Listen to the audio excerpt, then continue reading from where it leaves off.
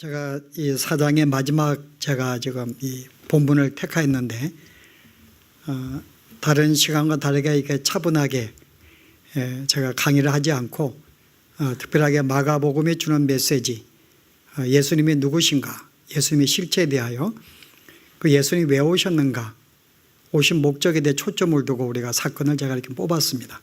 그러니까 여러분이 이해하시고요. 실제 우리 이 마가복음은 다른 이 성경과 조금 기록의 차이점이 하나 있습니다. 다른 복음서에는 그냥 예수님의 그냥 어떤 하신 목적과 어떤 실체를 밝히는 데 초점을 두었는데 마가복음 내용을 보시게 되면 굉장히 좀 자질구레한 내용들이. 예수님이 배를 타고 제자와 함께 바다에 나갔다라고 쓰면 되는데 그 안에서 예수님이 주무셨다. 이런 것들은 그렇게 예수님이 오신 목적에 대해서 그렇게 실은 필요가 없는 내용들인데 의외로 마가복음은 굉장히 자질구레한 내용까지 아주 구체적으로 기록을 하고 있어요. 그래서 그 신학자들이 마가복음 볼 때는 굉장히 자질구레한 그런 내용들이 담겨있는 성경이다라고 이야기를 하는데 제가 볼 때에는 성경에 어떤 것도 그냥 기록된 거 없습니다. 자질구레한 그 자세한 내용까지도 우리에게 교훈을 주기 위한 것이라고 믿고 있기 때문에 우리가 그런 관점을 가지고 오늘 본문을 함께 보려고 합니다. 자, 우리 오늘 본문에 보시면은 하나의 사건이 벌어지는데, 자, 예수님이 이제 제자들에게 바다에 나가자고 말씀하셨고, 이제 함께 그 갈릴리 호숫가를 배로 거닐고 있는데 갑자기 풍랑을 만난 거예요. 근데 실제 갑자기 풍랑은 만난 건 아닙니다. 원래 갈릴리 호수, 또 다른 말로 갈릴리 이 바다는 항상 풍랑이 있는 곳이에요. 이 지형적으로. 왜냐하면 이게 그렇게 적은 또 호수는 아니지만은 바로 이 호수가 끝나는 북쪽에 헤르몬 산이 있어요. 그 높이가 한 3km가 되는데 그런 점에서 항상 이 산에서부터 항상 찬바람이 내려옵니다. 그리고 갈릴리 호수는 일반 해면이 200m 정도 아래에 있습니다. 그래서 항상 이 바닷가의 이 밑에는 항상 더운 공기가 잡혀 있는데 헤르몬 산에서 내려오는 찬 바람과 공기와 이 더운 공기가 만나서 수시로 풍랑이 일어나는 곳이에요. 그러니까 이 갈릴리 호숫가에 있어서 자랐던 이 예수님의 제자들은 실제 갈릴리 호수에서 수시로 만나는 풍랑에 익숙한 자들입니다. 그런데 오늘 이 풍랑은 제자들도 감당하기 힘들었던 것 같아 보니까, 그러니까 유례 없는 아마 굉장히 큰 풍랑을 만난 것 같다. 그래서 아무리 이 풍랑을 이기려고 애를 써도 이들을 두렵게 만들었던 풍랑. 그래서 예수님을 깨웁니다. 예수님, 우리가 죽게 되는데 빨리 좀 깨셔서 우리를 도와주십시오 라고 하는 걸 볼 수가 있어요. 그래서 오늘 이와 같은 제자들을 보시고 예수님이 뭐라고 말씀하세요? 예수님은 그냥 간단하게 깨셔서 풍랑과 바람을 명하십니다. 그런데 그 순간에, 말씀을 듣는 순간에 갑자기 바람이 잔잔해진 거예요. 우리가 토네이도가 굉장히 심하게 바람이 부는데 예수님의 간단한 말씀 한마디로 갑자기 바람이 잠잠해지고, 그 다음에 이 풍랑이 정말 거칠게 했던 이 파도가 정말 이 유리와 같이 갑자기 잔잔해 버립니다. 그래서 오늘 이와 같은 사건을 기록한 이유는 우리가 이 앞에서도 여러 가지 많이 이적을 계속 행하고 있었어요. 예수님께서 특별히 이 예수님이 행하신 이 이적은 조금 우리가 다른 어떤 교훈을 주는, 제자들에게 다른 느낌을 주는 그런 이적입니다. 자, 앞의 이적을 통해서는 여러분 어떤 제자들이 느낌 받았겠어요? 뭔가 이분이 하나님이 보낸 사람, 구약에서도 많은 이적을 선지자가 행했기 때문에 혹시 이 경건한 선지자 가운데 한 분이 아니겠는가 라고 정도로 생각할 수가 있어요. 능력 있는 선지자, 하나님의 사랑을 입은 어떤 종들 중에 한 분. 그런데 이 파도를 잔잔하게 만들고 풍랑을 잔잔하게 만든 것은 다른 차원의 생각입니다. 당시의 고대 문헌에 의하면은 이 파도를 잠잠하게 할 수 있는 것은 신밖에 없다고 생각했어요. 그래서 고대 문헌에 의하면 이 파도는 인간이 통제할 수 없는 어떤 무시무시한 인간을 파괴하는 상징입니다. 항상 인간에게 위협을 주고 생명을 빼앗는 무시무시한 그런 자연인데, 그런데 이 자연을 잠잠케 하는 것은 유일한 신 하나밖에 없다고 하는 것이죠. 이게 고대 문화에 익숙한 사람들의 생각이에요. 자, 그러면 예수님께서 오늘 풍랑을 잠잠케 만들고 파도를 잔잔하게 만든 걸 통해서 자, 그들에게 주시는 생각이 뭐예요? 바로 이분은 하나님이시다 라는 것을 주입을 시키고 알게 하는 그런 이적이라고 볼 수 있는 것입니다. 그래서 그전까지의 모든 이적과는 조금 차원이 틀린 그런 이적이죠. 이 이적을 통해서 바로 메시아는 뭔가 하나님의 아들인 것을 그들에게 증거하기 위해서 이 표적을 지금 행하고 있는 것이에요. 그래서 만약에 이게 사실이라면 정말 예수님께서 정말 하나님이시고 하나님의 아들로서 이 땅에 오셨다면 우리의 삶은 전혀 다른 색깔을 갖게 됩니다.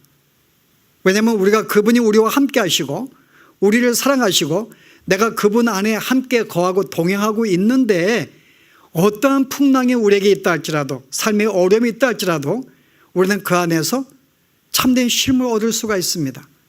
참된 평안을 누릴 수가 있고 우리가 그런 점에서 정말 우리가 그분이 하나님이시라면 그분이 우리와 함께 동행하고 함께 있다면 전혀 우리는 이 땅에 살면서 우리가 어떤 상황을 만나든지 우리는 다른 차원의 우리 마음을 가지고 이 땅을 살아갈 수 있다라고 볼 수가 있습니다. 그래서 오늘 우리가 이 어떤 교훈을 받기 위해서 오늘 우리가 이제 이 두 가지의 모습 보려고 했는데요. 풍랑을 만났을 때 제자들의 모습, 그리고 이 제자들에게 책망하시는 주의 모습, 오늘 두 가지 사건을 통해서 조금 이 말씀의 깊이를 들어가 보려고 합니다. 자, 제자들의 반응에 대해서요. 풍랑을 만났는데 웬만한 풍랑은 그들이 감당할 수 있었어요. 그러나 아무리 물을 퍼내고 이 파도를 이기려고 해도 그들은 감당할 수 없는 사건을 이룰 때 그들은 급한 마음에 예수님을 깨우게 됩니다. 예수님, 우리가 죽게 되었는데 좀 주님이 일어나셔서 우리를 좀 돌아보십시오 라고 제자들이 외치는 거예요. 여러분, 이 모습 보면 뭔가 어떤 우리가 유사한 사건 생각 안 나요? 우리의 일반적인 우리의 성도들의 모습 가운데서 우리가 보통 이런 모습을 볼 수가 있어요. 우리가 삶의 어려움 만날 때에 내가 예상하지 못한 어떤 재앙을 만나거나 어떤 병을 만나거나 어떤 위기를 만날 때 우리도 마음속에 두려운 마음을 갖게 됩니다. 그래서 우리가 하나님께 찾는 거야. 하나님, 내가 좀 어려운 상황을 만났는데요. 근데 우리는 보통 제자와 동일한 이야기를 해요. 제자들이 주님, 우리가 죽게 되었는데 왜 잠만 주무시고 그렇게 계십니까? 당신 우리를 사랑하신다면은 좀 이렇게 이런 일이 벌어지지 않게 만들어 줘야죠. 이 배가 이렇게 빠지지 않도록 해 주셨어야죠. 정말 주님이 우리를 사랑하셨다면 어때요, 여러분? 사랑하셨다면 이게 풍랑을 잔잔하게 만들어 주셨어야죠. 유혹에 빠지지 아니하도록. 그래서 가끔 성도들이 재앙을 만나면 이런 기도를 해요. 주님, 나를 사랑하신다면서 왜 내가 이렇게 어려움을 만나게 주셨는가요? 막아줄 수가 있었는데, 비록 생긴다 할지라도 그런 위기를 만나지 않도록 지켜줄 수가 있었는데 왜 우리로 하여금 이런 상황을 허락해 주었는지 내가 이해할 수 없습니다 라고 성도들은 보통 만난 재앙을 감당하지 못하고 두려운 마음에 주님께 불평하거나 주님께 따지기도 합니다. 그런데 주님이 뭐라고 반응하세요? 왜 이렇게 믿음이 없느냐? 왜 이렇게 무서워해? 여러분, 책망하세요. 실은요. 우리가 보통 같으면 그래? 예수님 우리의 그 마음을 받으시고 야, 너 얼마나 힘드냐고 우리의 마음을 감싸시고 위로하고 할 줄을 생각하는데 예수는 제자들을 향해서 아니 왜 이렇게 무서워해? 제자들이 할 말이 있죠. 아니 지금 풍랑을 만나고 있는데 웬만한 풍랑 우리 다 감당할 수 있습니다. 근데 우리가 감당할 수 없는 심한 풍랑과 이 토네이도가 일어나고 있는데 너무나 감당할 수 없는데 무서워하지 말라니 이게 말이 됩니까? 라고 이야기를 하는 거예요. 그런데 주님은 그들에게 왜 무서워하느냐? 우리가 이 말씀의 의도를 보면은 예수님은 이런 전제가 있는 것 같아요. 자, 너의 생각에 뭔가 전제가 잘못되었다. 너희는 예수를 믿게 되면 주님이 우리를 지켜주시고 함께 하시기 때문에 우리는 어떤 어려움도 만나지 않아 라고 하는 전제를 가지고 사는 것 같다고 말씀하는 거예요. 나는 그렇지 않는데 내가 풍랑 만드는 건 나는 허용해. 풍랑을 만드는 거 내가 허용하고 너가 일어날 수 있다고 이야기합니다. 그런데 우리는 주님을 믿으면 웬만한 어려움들을 막아주시고 지켜주시고 보호한다고 생각을 해요. 그런데 주님은 그렇지 않다는 거죠. 나는 너에게 풍랑을 허락한다는 거예요. 단 풍랑을 허락하지만은 그건 내가 너희와 함께, 내가 허락한 풍랑이기 때문에, 내가 너희와 함께 하기 때문에 두려워하지 말고 놀라지 말라고 하는 거죠. 풍랑은 만나지만은 두려워하지 말라고 하시는 것입니다.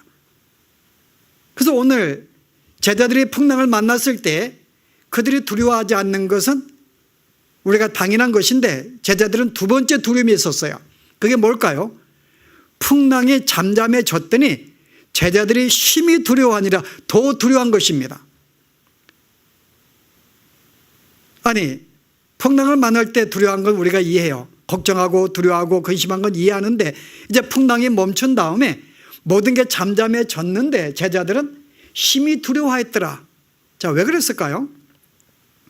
풍랑이 무서운 게 아니라 이 풍랑을 한순간에 잠잠하게 만든 예수님이 갑자기 두려운 거죠. 지금까지 보았던 예수님의 다른 모습을 보게 되었던 것입니다. 그래서 그 모습이 너무나 상황이 두려운 거예요. 이분이 누구길래 갑자기 그 상황이 자기가 이해할 수 없는 상황이 벌어진 거죠. 그래서 우리가 이런저런 볼 때에는 우리가 이 풍랑으로 우리가 어려움을 두려워하는 것과 예수 이와 같은 모습을 두려워하는 것 공통점이 있다고 생각을 해요. 여러분, 실은 풍랑은 굉장히 이것은 우리로 하여금 좀 무자비합니다. 제가 볼 때는 풍랑은 우리를 사랑하고 있는 것 같지 않아요. 어떤 이 자연의 이 힘이라는 것은 그렇게 우리를 아끼거나 그렇지 않는 것 같습니다. 왜냐하면 항상 자연은 우리를 마모시키고 우리를 파괴하기 때문에요. 우리가 인간의 나이가 들면은 몸이 점점 노쇠하게 되면서 결국은 죽게 돼요. 이게 자연의 힘입니다. 우리가 오늘 밖에 나가기로 우리가 이렇게 계획을 세웠지만은 그러니까 토네로 오는 거 우리가 알았는가요? 제가 읽어봤더니 어제하고 오늘하고 내일까지 이렇게 바람이 불고 비가 온다고 와가지고 야외를 우리가 연기하게 되었는데 오늘 보니까 날씨가 너무 또 좋은 거 있죠. 또 이럴 줄 알았으면은 이거 우리가 통제할 수 있는 게 아닙니다.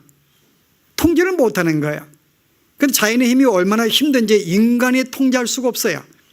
우리가 휴스턴에 우리가 한 달 전에 토네로가 왔고 또 마이애미 쪽에 우리가 왔을 때 정말 수많은 집들이 물에 잠기게 되고 생명을 빼앗기게 되었는데요. 우리는 이거 통제할 수 없습니다. 항상 우리 인간을 파괴하고 우리에게 항상 이렇게 부담을 주는 어떤 그런 요소들이에요. 위협적인 요소들이에요. 그런데 실은 예수님도 마찬가지입니다. 예수님도 우리가 통제할 수 있는 분이 아니에요.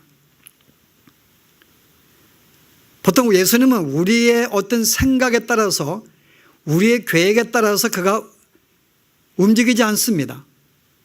예수님의 이 모든 하나님은 당신의 모든 삶의 계획과 모든 뜻이 있는데 그것은 너무나 뜻과 그 계획이 무한하기 때문에 우리 인간은 도저히 그것을 이해할 수가 없어요. 그래서 어떤 일이 벌어질지 모릅니다. 그러나 분명한 것은 하나님이 그 모든 이 움직임은 우리의 계획에 따라서 우리의 생각에 따라서 거기에 제한받지 아니하고 예상 밖의 일들을 벌이신다고 하는 거죠.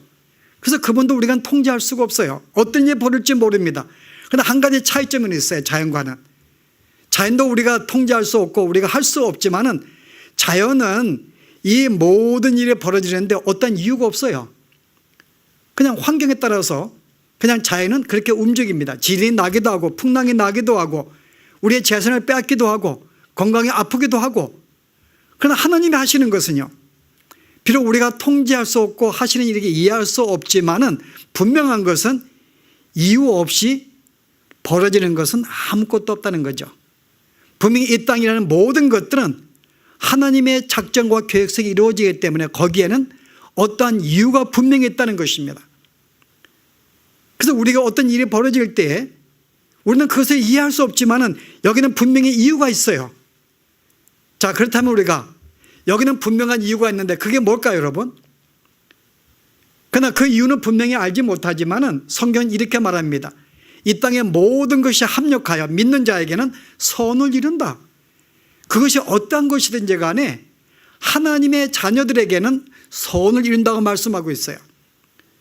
분명히 이것이 하나님의 어떤 이유 속에 벌어졌는데 그 이유는 알지 못하지만은 분명한 것은 이것은 나를 위한 것이라는 거죠. 나의 선을 위한 것이다.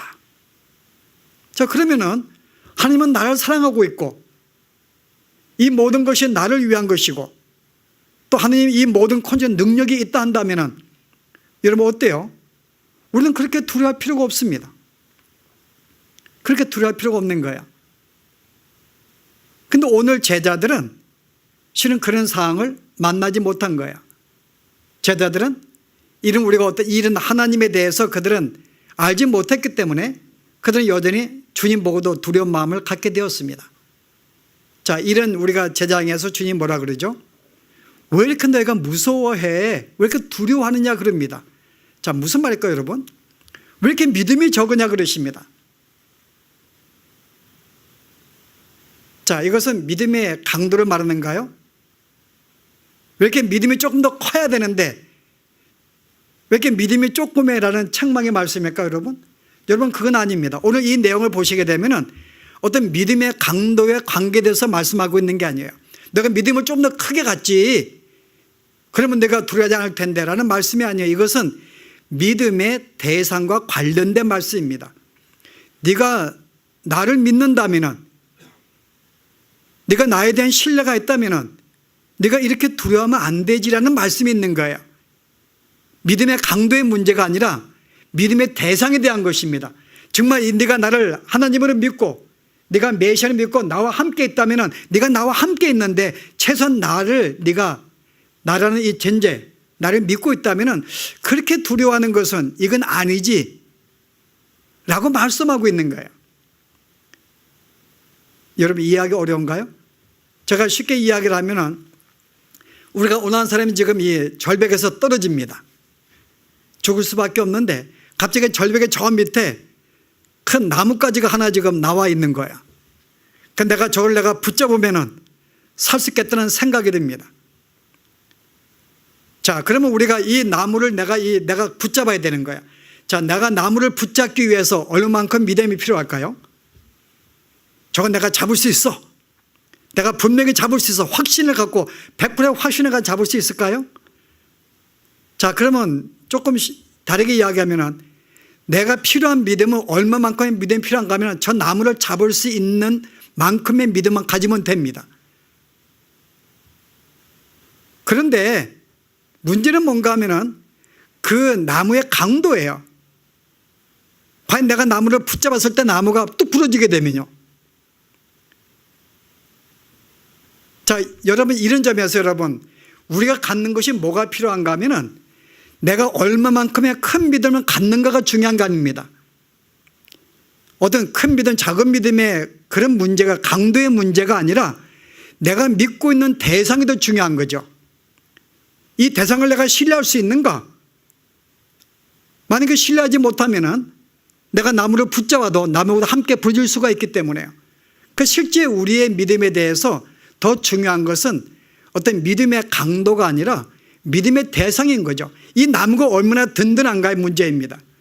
바로 예수님은 우리에게 이 든든한 나무로 등장한다는 거죠.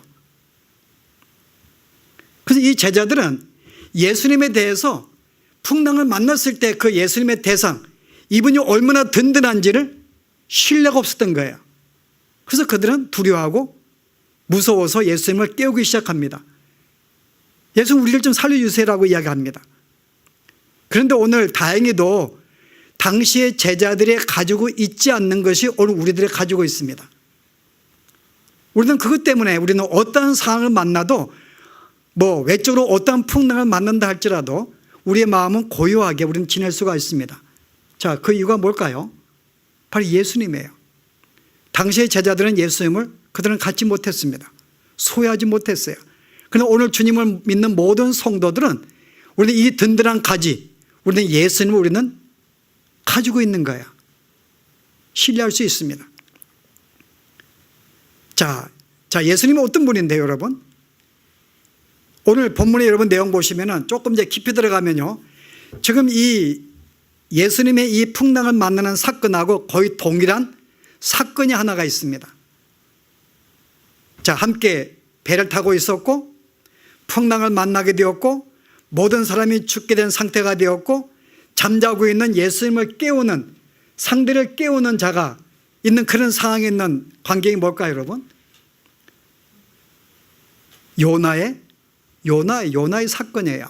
여러분, 오늘 이 사건은 예수님께서 지금 요나의 사건과 중첩을 시키고 있는 거예요. 요나의 사건하고. 자, 둘 다 보면은 똑같은 지금 이 배를 타고 있고 풍랑을 만나고 있어요. 요나도 잠자고 있었고 예수는 잠자가 있었습니다. 근데 풍랑을 만난 사람들이 너무나 무서우니까는 요나를 깨우는 거예요. 예수님도 깨웁니다. 그 상황은 똑같은데요. 그래서 실은 예수님은 바로 이 상황 속에 바로 당신을 지금 여기다가 요나를 등장시키고 있는 거예요. 근데 한 가지 차이점이 뭐예요? 두 가지 사건 속에서 요나의 사건은 풍랑을 만났을 때 요나가 이런 말 합니다. 걱정하지 마세요. 여러분, 내가 죽으면 여러분 살 수 있습니다. 내가 풍랑 속에 내가 빠지고 죽게 되면 여러분 살 수 있어요.